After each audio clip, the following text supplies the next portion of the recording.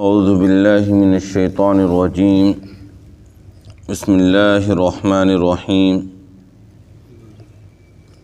ومن آیاتہ ان خلقکم من تراب ثم اذا انتم بشر تنتشرون ومن آیاتہ ان خلق لکم من انفسکم ازواجا لتسکنوا الیہا وجعل بینکم مودۃ ورحمۃ ان فی ذلک لآیات لقوم یتفکرون ومن آیاتہ خلق السماوات والارض واختلاف ألسنتکم والوانکم ان فی ذلک لآیات للعالمین ومن آیاتہ منامکم باللیل والنہار وابتغاؤکم من فضلہ ان فی ذلک لآیات لقوم یسمعون ومن آیاتہ یریکم البرق خوفا وطمعا وینزل من السماء ماء فیحیی به الارض بعد موتها ان فی ذلک لآیات لقوم یعقلون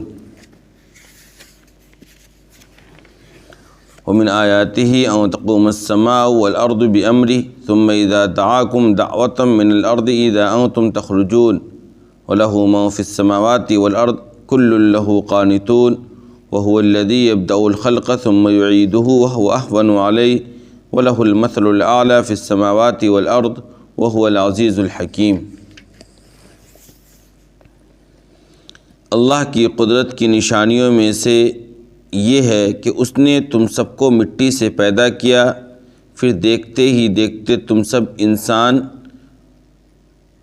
زمین کے اندر پھیل گئے، اور اس کی نشانیوں کا ایک حصہ یہ ہے کہ اس نے تمہارے لیے تمہیں میں سے بیویاں پیدا کی تاکہ تم ان سے سکون حاصل کرو اور تمہارے درمیان محبت اور رحمت کے جذبات رکھ دیے۔ یقیناً اس میں ان لوگوں کے لیے بڑی نشانیاں ہیں جو غور و فکر کرتے ہیں، اور اللہ کی قدرت کی نشانیوں کا ایک حصہ یہ ہے، اور اللہ کی قدرت کی نشانیوں میں سے آسمانوں اور زمین کا پیدا کرنا اور تمہاری زبانیں اور رنگوں کا مختلف ہونا بھی ہے۔ یقیناً اس میں بڑی نشانیاں ہیں علم رکھنے والوں کے لیے، اور اس کی نشانیوں میں سے تمہارا رات اور دن میں سونا اور تمہارا اللہ کی روزی کو تلاش کرنا ہے۔ یقیناً اس میں ان لوگوں کے لیے بڑی نشانیاں ہیں جو باتوں کو غور سے سنتے ہیں، اور اس کی قدرت کی نشانی یہ ہے کہ وہ تمہیں بجلی کی چمک دکھلاتا ہے جس سے خوف بھی پیدا ہوتا اور امید بھی جاگتی ہے، اور وہ آسمان سے پانی برساتا ہے، پھر اس کے ذریعے زمین کو اس کے مردہ ہو جانے کے بعد زندہ کرتا ہے۔ یقیناً اس میں ان لوگوں کے لیے بڑی نشانیاں ہیں جو عقل سے کام لیتے ہیں، اور اس کی نشانیوں میں سے یہ ہے، اور اللہ کی قدرت کی نشانیوں کا ایک حصہ یہ ہے کہ آسمان اور زمین اسی کے حکم سے قائم ہیں۔ پھر جب وہ تم سب کو پکار دے کر زمین سے پکارے گا تو تم سب نکل پڑو گے، اور آسمان اور زمین میں جو کچھ ہے اسی کی ملکیت ہے، سب اسی کے حکم کے تابع ہیں۔ وہی ہے جس نے مخلوق کو پہلی مرتبہ پیدا کیا، پھر وہی ان کو دوبارہ پیدا کرے گا، اور یہ کام اس کے لیے انتہائی آسان ہے۔ اسی کے لیے اعلیٰ شان ہے آسمانوں اور زمین میں، وہی اقتدار والا ہے، حکمت والا ہے۔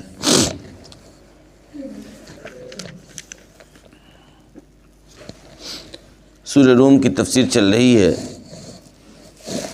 اور آج کی جو آیتیں ہیں اس کے اندر اللہ تبارک و تعالی اپنے وجود، اپنے ایک ہونے اور اپنے ہی لیے تمام تعریف ہونے کو لے کر کچھ اپنی قدرت کی نشانیوں کو بیان فرما رہے ہیں۔ اللہ تبارک و تعالی کہ میں ہی تمہارا خدا ہوں، میرے لیے ہی ساری تعریفیں ہیں، کوئی میرے ساتھ میری خدائی میں شریک نہیں ہے۔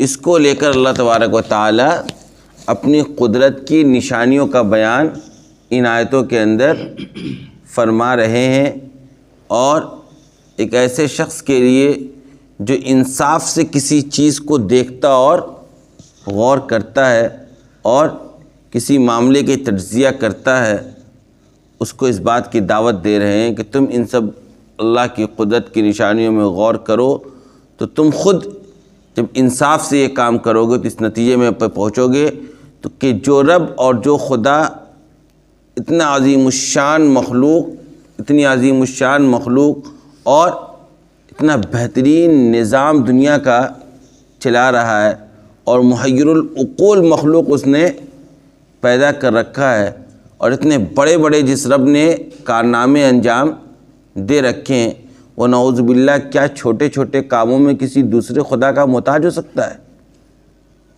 جس رب کا کارنامہ اتنا عظیم ہے، جب تم ان کارناموں میں غور کرو گے اور دیکھو گے اور عقل سے کام لوگے، علم سے کام لوگے، دھیان سے کام لوگے، تمہیں اس بات کا اندازہ ہوگا کہ جو خدا اتنے بڑے بڑے کام کو یوں ہی انجام دے سکتا ہے تو اس کے لیے کیا چھوٹے چھوٹے کاموں کو انجام دینے کے لیے نعوذ باللہ کسی معبودان باطلہ کی ضرورت ہے؟ یا یہ کہ وہ اس کا ان کاموں کو انجام دینے کے لیے کسی دوسرے خدا کا کیا ہے، کسی معاون اور کسی مددگار کا محتاج ہے؟ ایسا نہیں ہو سکتا۔ اسی لیے اللہ تبارک و تعالیٰ ان آیتوں کے اندر غور و فکر کرنے کی دعوت دے رکھی ہے۔ قرآن کریم دراصل کس چیز کی کتاب ہے؟ کتاب ہدایت، لیکن ہدایت کب حاصل ہوگی؟ جب قرآن کے اندر غور و فکر کرو گے۔ قرآن نے اللہ کی وحدانیت پر کی جو دلائل بیان کر رکھے ہیں، ان دلائل کو جب دیکھو گے، غور کرو گے، سمجھو گے، تب جا کر سمجھ میں آئے گا کہ ہدایت کیا چیز ہے اور ہدایت تک پہنچنا کیا ہوگا، آسان ہوگا۔ اللہ نے کیسی کیسی دلائل، کیسے دلائل اور کیسے اپنی قدرت کے مظاہر قرآن کریم میں بیان کر رکھے ہیں کہ ہم اور آپ چونکہ صرف عربی زبان نہیں جاننے کی وجہ سے، یا قرآن سے محبت نہیں ہونے کی وجہ سے، یا قرآن کو سمجھ کر پڑھنے کے بغیر جو زندگی گزری، اس کی وجہ سے نتیجہ یہ ہے کہ ہم نے کبھی کچھ سمجھا ہی نہیں اور کچھ جانا ہی نہیں۔ نتیجہ یہ کہ آج مشرک قوم کے درمیان ہمیں اپنے وحدانیت کے اظہار کرنے میں بھی تذبذب اور شک کا شکار ہونا پڑتا ہے۔ ہم بالکل بے باک ہو کر اپنی اللہ کی وحدانیت کو بھی، اسلام کی صداقت کو بھی، آپ صلی اللہ علیہ وسلم کی رسالت کو بھی بیان کرنے کی پوزیشن میں نہیں۔ ہم سے کوئی چند سوال کر لیتا ہے، کبھی کہیں پر غیر مسلموں کی طرف سوال ہو جاتا ہے تو ہم ادھر ادھر جھانکنے لگتے ہیں۔ نتیجہ کیا ہے کہ ہم نے خود اپنے مذہب کو پڑھا ہی نہیں، ہم نے اپنے مذہب کو جانا ہی نہیں۔ اسلام کیا ہے؟ اسلام نے جب کہا کہ بھائی ایک ہی خدا ہے تو یوں ہی نہیں کہا ہے، اس کے پیچھے پورے دلائلوں کا انبار لگا رکھا ہے اور ثابت کیا ہے کہ اس کے علاوہ کوئی اور خدا ہو ہی نہیں سکتا ہے۔ جب قرآن نے کہہ دیا تمام تعریفیں اللہ کے لیے، سر جھکے گا تو اللہ ہی کے سامنے جھکے گا، تو یوں ہی نہیں کہا ہے، اس کے پیچھے جو بھی دلائل ہیں وہ سب کو قرآن نے بیان کیا ہے۔ قرآن نے خود آپ صلی اللہ علیہ وسلم کی حقانیت، قرآن کی صداقت سب کو قرآن نے واضح، قرآن نے کہا میں سب سے سچا کتاب ہوں، اس کو ثابت کیا سورہ روم کے اندر، جو پیشن گوئی کی قرآن نے کہ چند سالوں کے اندر روم کیا ہوگا، غالب ہوگا، ایران مغلوب ہوگا، وہ پیشن گوئی پوری ہوئی ہے دنیا کے اندر۔ یہ تاریخی حیثیت سے یہ ساری چیزیں ثابت ہے، کوئی اس کا انکار نہیں کر سکتا ہے، کوئی جھٹلا نہیں سکتا ہے۔ تو قرآن جب اتنی بڑی پیشن گوئی کیا اور وہ پیشن گوئی ثابت ہوئی تو اس سے بڑی کیا دلیل ہو سکتی ہے قرآن کے سچے ہونے کی؟ جب قرآن سچا ہے تو قرآن جو پیغام دے رہا ہے وہ بھی سچا ہے۔ قرآن جب کہہ رہا ہے کہ خدا ایک ہی ہے تو خدا ایک ہی ہے۔ قرآن جب کہہ رہا ہے کہ ہر طرح کے شرک سے وہ خدا پاک ہے تو وہ خدا پاک ہے۔ جو خدا آسمان اور زمین کو پیدا کر سکتا ہے، تمہیں پیدا کر سکتا ہے، وہ تمہاری چھوٹی چھوٹی ضرورتوں کو پورا نہیں کر سکتا ہے۔ ان چھوٹی چھوٹی ضرورتوں کے لیے تمہیں دوسرے معبودان باطلہ کے در پر جانا پڑے گا۔ جس خدا نے تمہیں پیدا کیا، تمہارے ماں باپ کو تمہاری شکل میں اولاد دیا، تو تمہیں اولاد لینے کے لیے کسی کے مزار پر جانا ہوگا، کسی کے نام پر ڈیک چڑھانا ہوگا، ہاں، کسی کے قبر پر جا کر چادر چڑھا کر منتیں مانگنا ہوگا۔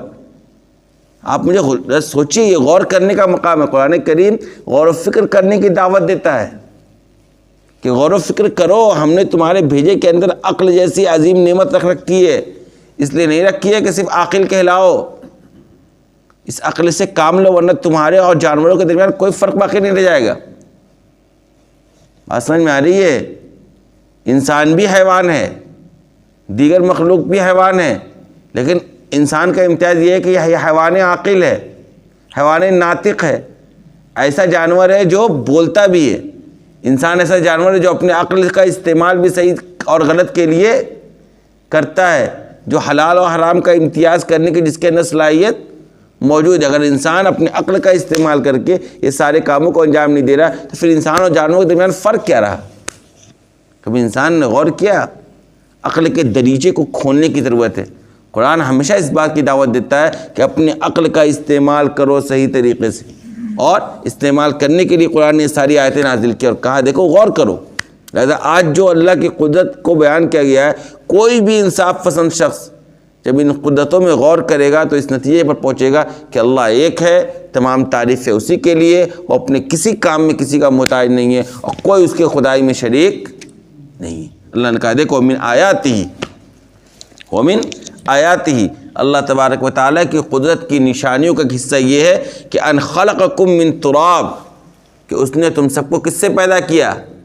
مٹی سے پیدا کیا. ثم اذا انتم بشر تنتشرون, پھر دیکھتے دیکھتے تم سب انسان بن کر پوری دنیا کے اندر پھیل گئے. یہ اللہ کی قدرت کی نشانی ہے. کیا کوئی اور مٹی سے انسان کو بنا سکتا ہے؟ دنیا میں کوئی ایسی ٹیکنیکل ایسا کوئی چیز ایجاد ہوئی جو مٹی سے انسان تیار کر دے؟ بتائیے.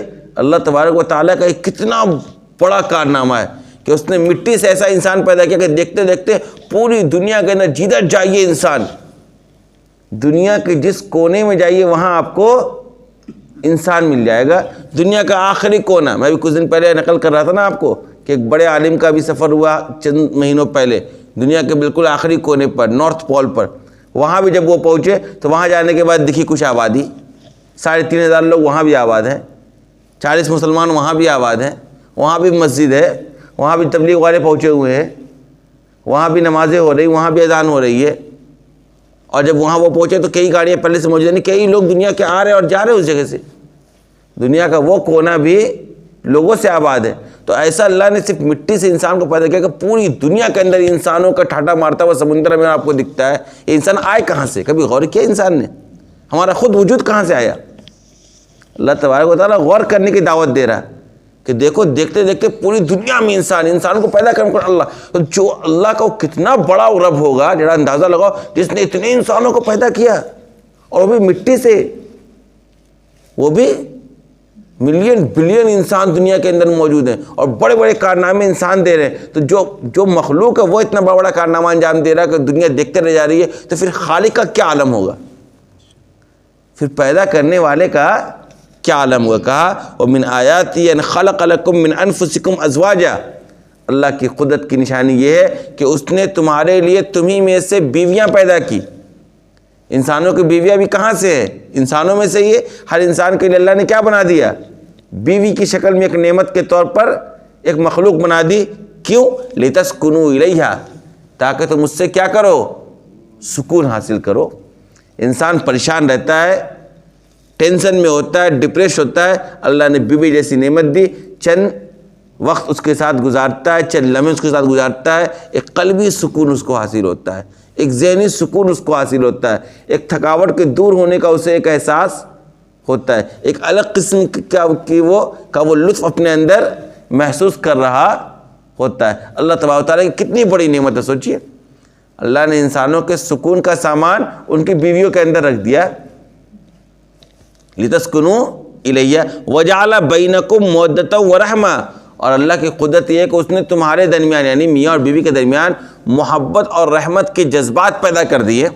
دیکھیے آپ, بیوی کسی اور دنیا کی, شوہر کسی اور دنیا کا, دونوں کی زندگیاں پیدائش سے لے کر شادی سے پہلے تک کی ایک الگ ماحول میں گزرتی ہے, الگ قسم کی پرورش ہو رہی ہوتی ہے, الگ قسم کے لوگوں سے ان کے تعلقات ہو رہے ہوتے ہیں, الگ ان کے ماں باپ ہو رہے ہوتے ہیں, بھائی بہن کا دور دور سے کوئی رشتہ نہیں ہو رہا ہوتا ہے. لیکن ان دونوں کو جب اللہ تبارک و تعالیٰ نکاح جیسی عظیم عبادت کے ذریعے جوڑ دیتا ہے تو انہی دونوں کے درمیان اتنی محبت پیدا ہو جاتی ہے, اتنی محبت پیدا ہو جاتی ہے کہ ان دونوں کا ایک دوسرے کے بغیر رہنا مشکل ہو جاتا ہے.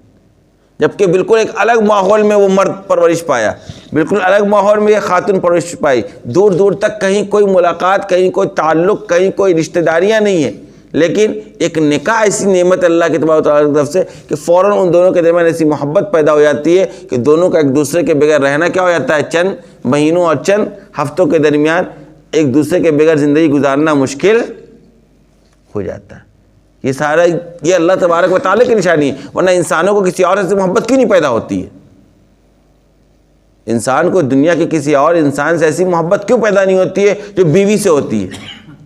کیونکہ بیوی سے محبت دل میں اللہ تبارک و تعالیٰ پیدا کرتا ہے، کوئی ذات ہے جو پیچھے سے یہ سارا کام انجام دے رہا ہے۔ یہی تو اللہ کے وجود کی سب سے بڑی دلیل ہے کہ انسان دوسروں سے دوستی کرتا ہے، پڑوسی بن جاتا ہے، معاملات میں شریک ہو جاتا ہے، بزنس میں شریک ہوتا ہے، ملازمت میں شریک ہوتا ہے، تو وہ محبت پیدا نہیں ہوتی، وہ جذبہ پیدا نہیں ہوتا ہے۔ لیکن نکاح کے ذریعے جہاں تعلق ہوا، ایک عجیب و غریب قسم کی محبت پیدا ہو جاتی ہے، اور یہ ساری محبت جوانی میں، اور رحمت کا یہ سارا رحمت کا جذبہ بڑھاپے میں ہوتا ہے، ہمدردی بڑھاپے میں زیادہ ہو جاتی ہے۔ آپ لاکھ دیکھ لیں، بوڑھی کو آپ کہیں کہ بیٹا لاکھ بولے چلیے آپ میرے ساتھ رہیے گا، تیاری نہیں ہوتی کہ نہیں میں بوڑھے کو چھوڑ کے جاؤں گا کہاں، جاؤں گی کہاں؟ ایک الگ قسم کی ہمدردی پیدا ہو جاتی ہے۔ اللہ تبارک و تعالیٰ کی طرف سے سارا کام ہو رہا ہے، ورنہ کسی اور تعلق میں یہ بات کیوں نہیں ہوتی ہے؟ انسان دنیا کے ہر رشتہ داری کو، ہر تعلق کو توڑنے کو تیار ہو جاتا ہے، لیکن بیوی سے جدا ہونا یا بیوی کا شوہر سے جدا ہونا یہ بالکل خال کسی کیس میں ہوتا ہے، ورنہ آسان نہیں ہے کہ میاں بیوی کو آپ جدا کر دیں۔ ہم لوگوں نے کئی مسئلے یہاں امام شریعہ میں دیکھا، پورا فیصلہ کر کے لوگ آئے کہ بس دونوں کو الگ کر دینا ہے، ساری لڑائیاں چل رہی، 2 سال سے میاں بیوی ایک ساتھ نہیں ہے، دونوں کی فیملی آئی، ساری بات ہو گئی، سارے فیملی کو باہر کیا گیا، میاں بیوی کو 10 منٹ کے لیے چھوڑا گیا، 10 منٹ بعد میاں بیوی کا فیصلہ ہے کہ ہم لوگ کو ساتھ رہنا ہے، جائے بھاڑ میں رشتہ دار۔ یہ کیا ہے؟ وَجَعَلَ بَيْنَكُمْ مَوَدَّةً وَرَحْمَةً، اللہ تعالیٰ نے ان کے درمیان کیا پیدا کر رکھا ہے؟ محبت اور رحمت کے جذبات کو۔ ان فی ذلک لآیات لقوم یتفکرون، یقیناً ان سب چیزوں میں جو ہم نے تمہارے سامنے بیان کیا، انسان کو مٹی سے پیدا کرنا، تمہارے لیے تمہاری بیویوں کو تمہارے سکون کا ذریعہ بنانا۔ دیکھیے قرآن نے 2 ہی چیزوں کو سکون کا ذریعہ بتایا ہے، الا بذکر اللہ تطمئن القلوب، اللہ کے ذکر سے دلوں کو سکون حاصل ہوتا ہے، اور بیوی کو سکون کا ذریعہ بنایا ہے۔ آج جو لوگ پریشان ہیں، ڈپریسڈ ہیں، جا کر دیکھ لیں، ان دونوں چیزوں سے خالی ہیں۔ 40 سال عمر ہو گئی ہے بچے کی، کوئی نکاح کرنے کو تیار نہیں ہے اس کا، تو بے سکونی کے عالم میں زندگی نہیں گزرے گی تو کہاں گزرے گی؟ 60 سال کا بڈھا ہو گیا، کبھی بیٹھ کر 100 مرتبہ اللہ کا نام لینے کی توفیق نہیں ہوئی ہے، کبھی اللہ کو یاد کرنے کی توفیق نہیں ہوئی، 24 گھنٹے میں بیٹھ کر 24 منٹ، کہاں سے سکون آئے گا؟ آج جو لوگ دنیا کہتے ہیں بے سکونی کا عالم ہے، ڈپریسڈ ہے، بچہ میرا سویا پڑا رہتا ہے 12 بجے دن تک، کیوں سوتا ہے؟ کبھی آپ نے پوچھا ہے اس سے؟ جو بچہ 12 سال کی عمر میں، 14 سال کی عمر میں، 15 سال کی عمر میں بالغ ہو گیا، اس کو آج 32 سال 34 سال 35 سال 36 سال عمر ہو گئی، آپ اس کا نکاح نہیں کر رہے، 20 سال سے وہ اپنی خواہشات کا خون کر رہا ہے، تو اس کو نیند آئے گی؟ اس کو سکون حاصل ہوگا؟ آپ سمجھتے ہیں اس کے چہرے کے اوپر اللہ تبارک و تعالیٰ کا نور جھلکے گا؟ نحوست ٹپکتی ہے، نحوست جا کر دیکھیے کبھی اپنے گھر میں جوان بچے کو، کبھی غور سے چہرہ دیکھیے آپ 28-30 سال کے نوجوان کو، تو چہرے سے نحوست ٹپکتی ہے، صحت ختم ہو رہی ہوتی ہے، سونے کا، کھانے کا، پینے کا کوئی نظام اس کی زندگی میں نہیں ہے، بے سکونی کے عالم میں زندگی گزار رہا ہے، رات بھر اس کو نیند نہیں ہے۔ پوچھ لیجیے آپ بیٹھا کر، وہ تو سوتا ہے 3 بجے 4 بجے صبح، تو کہاں سے اٹھ جائے گا فجر میں؟ کہاں سے اٹھ جائے گا 8 بجے؟ کہاں سے اٹھ جائے گا 10 بجے؟ سوال ہی پیدا نہیں ہوتا ہے۔ سکون کا ذریعہ تو اللہ نے نکاح رکھا تھا، بیوی کو رکھا تھا، اسی سے آپ نے دور کر رکھا ہے، اور وہ جو شیطان کا راستہ، جو گناہوں کا راستہ، وہاں سکون تلاش کر رہا، وہاں اس کو سکون ملے گا؟ سوال ہی پیدا نہیں ہوتا ہے قیامت تک۔ بات سمجھ میں آ رہی ہے؟ بات سمجھ میں آ رہی ہے کہ نہیں آ رہی جو میں سمجھانے کی کوشش کر رہا ہوں؟ اللہ نے کہا ہم نے تمہارے لیے، تمہیں میں سے، اللہ کے اپنی قدرت کی نشانیوں میں سے یہ بات بتلا رہا ہے کہ تمہارے لیے ہم نے تمہاری بیویوں کو پیدا کیا تاکہ تم اس سے سکون حاصل کرو۔ سارا ذہن کا انتشار ہے غیر شادی شدہ نوجوانوں میں، صبح بیٹھیے تو جاب کے بارے میں سوچے گا، شام بیٹھیے تو لائف کے بارے میں سوچے گا، دوپہر میں بیٹھیے تو شادی کے بارے میں سوچے گا، اس کے بعد ملیے تو گھر والوں کے بارے میں سوچنا، کوئی زندگی کا بیچارے کا ذہن کا کوئی یکسوئی ہے ہی نہیں ہے، اس کو کوئی سکون نام کی چیز ہے ہی نہیں اس کی زندگی میں، اور کسی کو احساس ہی نہیں۔ مزے سے گھر میں بچہ بھی جب تک جاب نہیں کرے گا، پیر پر کھڑا نہیں ہوگا، اسی ناطے کر کے اس بیچارے کی پوری زندگی برباد کی جا رہی ہے۔ کل ہی جو نکاح ہوا 37 سال عمر تھی نکاح نامے میں، اب پتہ نہیں حقیقت میں کیا عمر ہوگی، آپ بھول جائیے۔ اب کتنے پڑھے ہوئے میں دکھا دوں گا آپ کو، چلیے آپ کو میں جتنے جاننے والے سب کے گھر میں دکھا دیتا ہوں، سب کے بچے 30 تو پلس پڑھے ہوئے ہیں، اب کوئی نکاح کی فکر نہیں ہے، اور بالغ ہوا ہے 12 سال کی عمر میں۔ آج کل کے کھان پان کے اعتبار سے 11 سے 12 سال میں بچہ بالغ ہو جاتا ہے. کیا سمجھتے ہیں آپ؟ لیکن کوئی پوچھنے والا نہیں ہے, کوئی سمجھنے والا نہیں ہے. اس درد کو ماں باپ نہیں سمجھیں گے, رشتہ دار نہیں سمجھیں گے, کون سمجھے گا بتائیے آپ مجھے؟ اس درد کا احساس کب پیدا ہوگا؟ اور آپ کہہ رہے ہیں ہمارے بچے گناہ کے اندر مبتلا ہیں, ہمارے بچے ادھر ادھر بس بیرا روی کے شکار ہیں. یوں ہی نہیں شکار ہے, اس کا کہیں نہ کہیں ذریعہ اولاد, گارجین اور سرپرست حضرات بن رہے ہیں. ان ساری چیزوں پر غور کرنے کی ضرورت ہے. کہا دیکھو ان فی ذلک لآیات لقوم یتفکرون, ان تمام چیزوں میں نشانیاں ان لوگوں کے لیے جو غور و فکر سے کام لیتے ہیں, جو عقل سے کام لیتے ہیں, جو معاملات کو سنجیدگی سے سمجھتے اور غور کرتے ہیں. انہی لوگوں کے لیے ان سب چیزوں میں کیا ہے؟ نشانیاں موجود ہے اللہ کے وجود کی, اللہ کی وحدانیت کی, اللہ کے لیے تمام تعریفیں ہونے کی. ومن آیاتہ خلق السماوات والارض واختلاف السنتکم والوانکم. جا کر دیکھو اللہ کی قدرت کی نشانی یہ ہے کہ اس نے آسمان اور زمین کو پیدا کیا. کبھی کسی اونچی جگہ پہ جا کے آسمان کو غور سے دیکھیے, اور کبھی کسی اونچی جگہ سے جا کر زمین کو غور سے دیکھیے, تب اندازہ ہوگا آپ کو کہ اتنی بڑی زمین, اتنا بڑا آسمان, ایک بھی پلر نہیں, اور اتنا خوبصورت, ستاروں سے, چاند سے, سورج سے مزین. کبھی غور تو کیجئے اس نہایت سے آپ آسمان میں. ایک کوئی بہترین مکان بناتا ہے, 10 مرتبہ کہتے ہیں ارے کیا شاندار آپ کا ہال ہے, کیا شاندار. کبھی آپ نے دیکھا کتنا شاندار اللہ نے آسمان کو بنا رکھا ہے؟ کیا خوبصورتی ہے آسمان کی, کیا چوڑائی ہے, کیا لمبائی ہے, اتنا عظیم الشان. کبھی غور کی, اتنا عظیم الشان آسمان ہے اور اللہ نے اس کو پیدا کیا ہے. تو جو اللہ اتنا بڑا کارنامہ انجام دے سکتا ہے, اس کو چھوٹے چھوٹے کاموں کے لیے دوسرے خداؤں کے ساتھ ہوگی. یہی غور و فکر. ومن آیاتہ خلق السماوات والارض, آسمان اور زمین کو پیدا کرنا یہ اللہ کی کیا ہے؟ بہت بڑی قدرت کی نشانی ہے. واختلاف السنتکم والوانکم, اور تمہاری رنگوں اور زبانوں کا مختلف ہونا. جا کر دیکھیے آپ جدھر چلے جائے ادھر آپ کو اس رنگ کے انسان دکھیں گے. حج کا سفر کیجیے اور دیکھیے جا کے میدان عرفات میں یا حرم کے اندر دیکھیے آپ, ہر طرح طرح کے لوگ, کسی کا چہرہ کسی طریقے کا, کسی کا چہرہ کسی کلر کا, کوئی انتہائی کالا, کوئی انتہائی گورا, کوئی مٹیالہ رنگ, ایک سے ایک رنگ کے انسان, اور ہر ایک کی زبان الگ. ہندوستان جیسے ملک میں ہر 10-12 کلومیٹر پر زبان چینج. اور کبھی غور کیا ہے کہ آخر اتنی زبانیں, ان کی زبان پر بلوا کون رہا ہے؟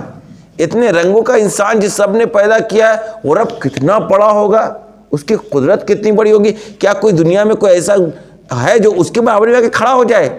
تو کتنی بڑی بیوقوفی ہے کہ ہم اپنے ہاتھ سے بنائے ہوئے بتوں کو اور ان قبر میں سوئے ہوئے لوگوں کو اس کے مقابلے میں لا کر کھڑا کر رہے ہیں. قرآن اس نے کہا نا کہ جن کو تم خدا کے ساتھ شریک کرتے ہو, اس نے تو ایک مچھر بھی پیدا نہیں کیا, اور اللہ نے تمام انسانوں کو بنایا. آپ انسانوں کو دیکھیں, پھر انسانوں کی زبانوں کو دیکھیں, انسانوں کے رنگ کو دیکھ, کتنا مختلف زبان ہے. آخر اتنی زبان ہے کہ انسان اپنی زبان سے بول کیسا رہا ہے؟ یہ کنڑ بولتا ہے, وہ تمل بول رہا ہے, وہ تیلگو بول رہا ہے, وہ گجراتی بول رہا ہے, وہ مراٹھی بول رہا ہے, وہ بنگالی بول رہا ہے, وہ گجرات. ہندوستان جیسے ملک میں تو ہم لوگ 1000 زبان سنتے ہیں. کوئی کھٹا بول رہا ہے, تو کوئی سنتھال پرگنہ کی زبان بول رہا ہے, تو کوئی جھارکھنڈ چھوٹا ناگپور کی زبان بول رہا ہے. سب کی زبان اور رانچی چل جائیے, لوگ کسی طرح بولیں گے. دھنباد میں کوئی اور زبان, گریڈی میں کوئی اور زبان, ہزاری باغ میں کوئی اور زبان. کبھی غور کیا کہ اتنی زبانیں ان کو سکھلایا کون؟ یہ زبانوں کا مختلف ہونا, رنگوں کا مختلف ہونا, یہ سب اللہ تبارک و تعالیٰ کی قدرت کی نشانی. اللہ نے کہا ان فی ذلک لآیات للعالمین, یقیناً اس میں بڑی بڑی نشانیاں ان لوگوں کے لیے جو علم رکھتے ہیں, عالم ہیں, جو چیزوں کو جانتے اور سمجھتے ہیں, جو پڑھتے ہیں. جب آپ قرآن کو پڑھیے گا اور سمجھیے گا تو آپ کو ان سب چیزوں میں اللہ کی قدرت کی نشانی دکھے گی. اور جو اللہ اتنی زبانیں انسانوں کو بلوا سکتا ہے, اتنے رنگوں میں انسانوں کو پیدا کر سکتا ہے, اتنا بڑا آسمان بنا سکتا ہے, اتنی بڑی زمین, اور زمین کی صلاحیت ہر جگہ کی الگ. کہیں کی زمین سے پانی نکلتا ہے, کہیں کی زمین سے غلہ پیدا ہوتا ہے, کہیں کی زمین سے طرح طرح کے سونے اور چاندی نکل رہے ہیں, کہیں کی زمین سے سونا کوئلہ نکل رہا, کہیں کی زمین سے گیس اور پٹرول اور ڈیزل نکل رہا, کہیں کی زمین سے کہ ایسی وہاں عمارت بنے گی، وہاں کھیتی باڑی نہیں ہو سکتی ہے، کہیں کہ زمین سے جانوروں کے لیے چارہ پیدا ہوتا ہے؟ کبھی غور کیا ان سب چیزوں میں انسانوں نے؟ آپ غور کیجئے تب اللہ تبارک و تعالیٰ کو پہچانیے گا۔ ہر ذرے میں اللہ کی وجود کی نشانی موجود ہے۔ اللہ کی جو ایسا کر سکتا ہے اس کے ساتھ کوئی دوسرا کیسے شریک ہو سکتا ہے؟ اور جو ایسا کیا اسی کے لیے تمام تعریفیں ہوگی۔ جب اسی کے لیے تمام تعریفیں تو پھر سجدہ اسی کا ہوگا، عبادت اسی کی۔ اس لیے اللہ نے کہا، میں نے کہا شروع میں بھی آپ کو، کہ یہ جو اللہ تبارک و تعالیٰ نے اپنی قدرت کی نشانیوں کو بیان کیا ہے، اگر کوئی انصاف پسند شخص ان سب چیزوں میں غور کر لے تو اس بات کی گواہی دیے بغیر نہیں رہے گا کہ اللہ کے علاوہ کوئی معبود نہیں ہے۔ اور جو اتنا بڑا کارنامہ انجام دے سکتا ہے، کیا کبھی آپ نے سنا کہ مختلف زبان بولنے کے لیے کسی کی کے در پہ جا کے دعا مانگنے کی ضرورت پڑی ہو، یا کسی کی تعاون کی ضرورت پڑی ہو؟ کبھی سنا؟ جب یوں ہی اللہ نے سب کو الگ الگ زبان بلوا دی، الگ الگ میں پیدا کر دیا، ہمارا وجود کیا ہم نے اللہ سے مانگا تھا کہ ہمیں ایسا ہونا ہے؟ اپنے وجود میں غور کیجئے تو جو اللہ ہمیں وجود بخش سکتا ہے، کان کے لیے آپ نے اللہ سے کبھی درخواست کی تھی؟ ناک کے لیے درخواست کی تھی؟ آنکھ مجھے دیجیے کہ میں دیکھوں، یہ دعا کی تھی آپ نے؟ زبان مجھے دیجیے تاکہ میں چیزوں کا مزہ چکھوں، دانت مجھے دیجیے تاکہ میں چیزوں کو توڑ کر اور کاٹ کر کھا سکوں، ہاتھ مجھے دیجیے تاکہ میں چیزوں کو پکڑ سکوں، پیر مجھے دیجیے تاکہ میں ادھر ادھر جا سکوں، سینہ مجھے دیجیے تاکہ میرا دل دھڑک سکے، پیٹ مجھے دیجیے تاکہ میں چیزوں کو پچا سکوں، رکھ سکوں۔ کبھی یہ چیزیں مانگی تھی ہم نے اور آپ نے اللہ سے؟ اس کے باوجود اللہ نے ہمیں ساری نعمتیں دے رکھی ہے، تو پھر جن چیزوں کی ہمیں ضرورت ہے اس کے لیے ہم دوسرے کے در پر جائیں گے؟ یہ انصاف ہے؟ آپ بتائیے۔ اسی لیے کہا کہ ان الشرک لظلم عظیم، شرک سب سے بڑا ظلم ہے۔ آپ سوچئے، یہ ساری چیزیں اللہ نے آپ کو بن مانگے دی، آج چند اولادوں کے لیے اولاد نہیں ہے، بیٹے کا جاب نہیں ہے، جا کر مزار پر کھڑے ہیں آپ، اور اللہ اور نعوذ باللہ اس کے سامنے سجدہ کر رہے ہیں، اور کہتے ہیں صابر پیا تو ہی دے۔ ابھی خواجہ غریب نواز کا ڈیک چڑھا، کیا بج رہا تھا ڈی جے کے اندر، آپ نے غور کیا؟ سارا کا سارا شرکیہ الفاظ تھا، سننا بھی حرام تھا، بجانا تو چھوڑ دیجیے آپ۔ جو اللہ تمہیں اتنا دے رکھا اس کے اللہ کے ساتھ یہ بے وفائی ہے تمہاری۔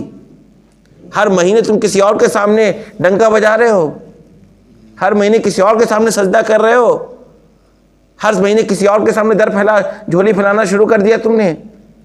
ارے تم اپنے وجود میں غور کرو، ہم نے تمہیں تمہارا وجود بخشا بغیر کسی طلب کے۔ آسمان کسی نے کہا تھا اللہ سے آسمان بنائیے؟ بتائیے، لوگ درخواست کر گئے تھے اللہ کے سامنے میمورنڈم کہ اللہ زمین پیدا کیجیے، ایسے زمین دے دیجیے جہاں سے کھیتی پیدا ہو۔ کسی نے میمورنڈم دیا تھا؟ روڈ بنانے کے لیے جیسے آپ بار بار جاتے ہیں گورنمنٹ والوں کے پاس، روڈ بنا دو، یہاں پانی نل چالو کروا دو، تالاب کھودو، کیا اللہ سے کسی نے درخواست دی تھی کہ بہترین سمندر پیدا کر دیجیے؟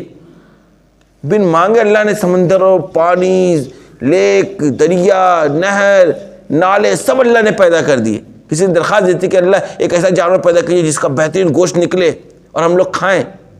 بنا درخواست کر اللہ نے طرح طرح کی کھانے کی غذائی کی چیزیں پیدا کر رکھی اللہ نے۔ آپ نے درخواست دی تھی کہ اللہ آم ایک پھل ہے اس کو ہم کو دیجیے آپ، کسی انسان نے کہا تھا؟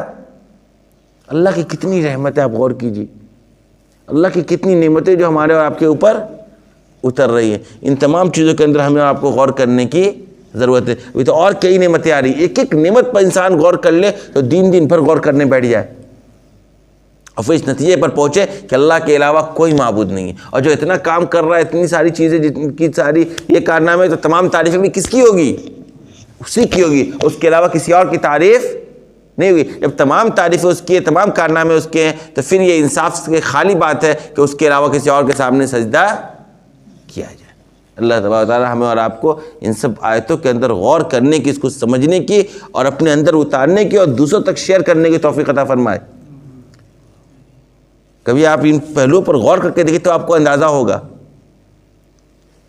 سمجھ میں آئی بات؟ اور جب ان پہلوؤں سے آپ لوگوں کے سامنے اور غیر مسلموں کے سامنے اور پادریوں کے سامنے، عیسائیوں سے جب بات رکھیں گے، تب دیکھیں ان کی آنکھیں کھلی کی کھلی رہ جاتی ہیں۔ کبھی اللہ کا تعارف تو کرائیے آپ اس انداز سے، ہاں؟ ان کو سمجھ میں آنے لگے کہ ہم جنہیں خدا سمجھ رہے ہیں وہ باطل ہے، آیا ہے سمجھ میں؟ میرا خود کا واقعہ ہے، میں نے ایک پنڈت کو جب بولنا شروع کیا اور بتا میں صرف قل اللہ احد کی تشریح کی، وہ دیکھتا رہ گیا، کہنے لگا نہیں ہماری کتابوں میں کہیں نہ کہیں ایسی ہی باتیں ملتی ہیں۔ ترنت اس پہلو پر وہ آ گیا، یہ خدا، اسی لیے آپ دیکھتے ہیں فطرت میں خدا کا وجود ہے، ہر انسان کی فطرت میں اللہ کا تعارف رکھا ہوا ہے، صرف اس کو اس طرف متوجہ کرنے کی ضرورت ہے۔ متوجہ ہوگا فوراً وہ اقرار کرنے لگے گا ہاں ہاں ہاں ایک خدا ہے کوئی. دیکھتے آپ کتنوں مشرک کو لے کے بڑے بڑے مسئلے میں اوپر والے ایک بھگوان تو ہی میرا بھلا کر. یہ کیا ہے؟ یہ اس کی دل گواہی دے رہی، اس کی فطرت، اس کا وجود گواہی دے رہا کہ نہیں یہ سارے معبودان باطل ہے، اصل خدا تو کوئی اور ہے جو اس پورے غیب کا نظام چلا رہا ہے.